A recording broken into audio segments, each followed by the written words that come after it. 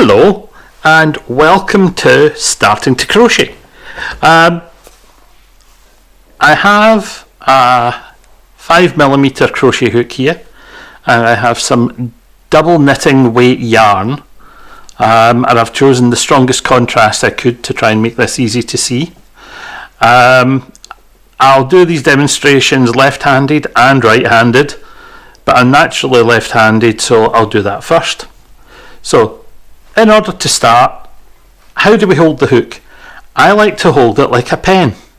Some people like to hold it, I don't know, that way up. But I was taught this way by my grandmother.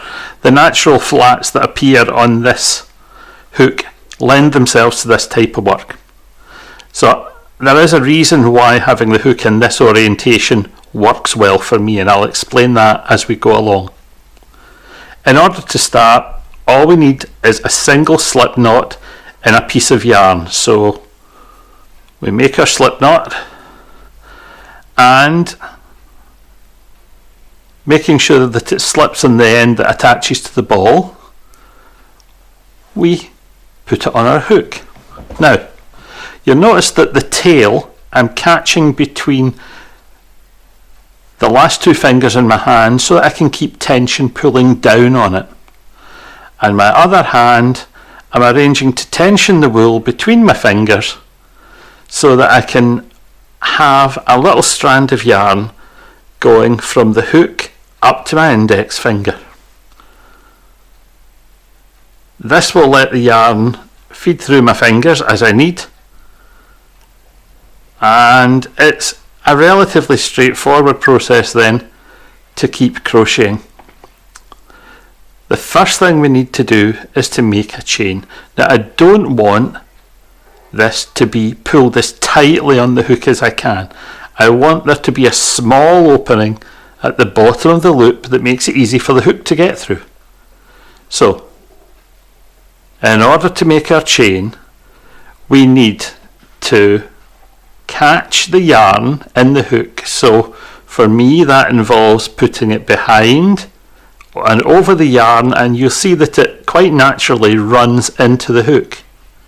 Now in that position I can, holding the yarn there, just getting some other fingers involved to help hold it steady for the demonstration, I can pull the hook through the loop and up to make another loop, and I've made one chain.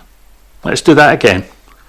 So it goes behind the yarn, catches the hook, hold the bottom of it, slide it through, and the same again.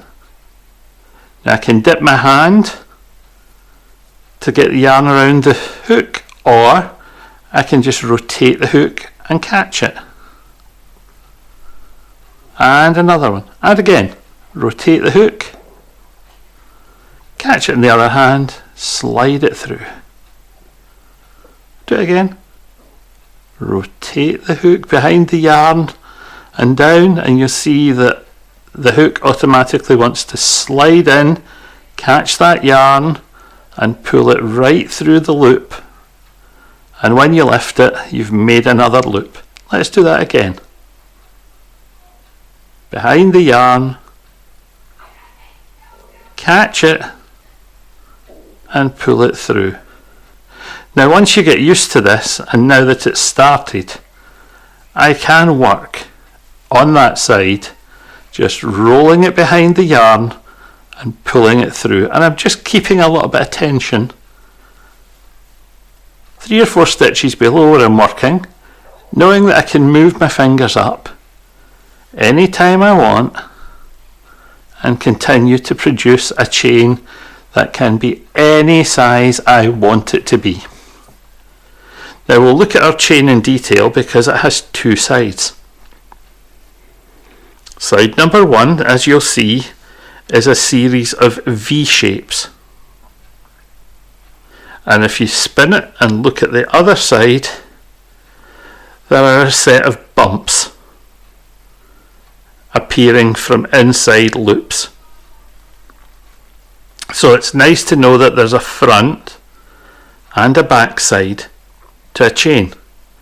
And this can be useful because if we work into the front side of the chain, we'll always have a bumpy bottom edge. If we work into the back side of the chain, we'll always have that nice neat V pattern as the bottom edge of our work. I'm going to stop there and let you practice making a chain. See you in a few minutes.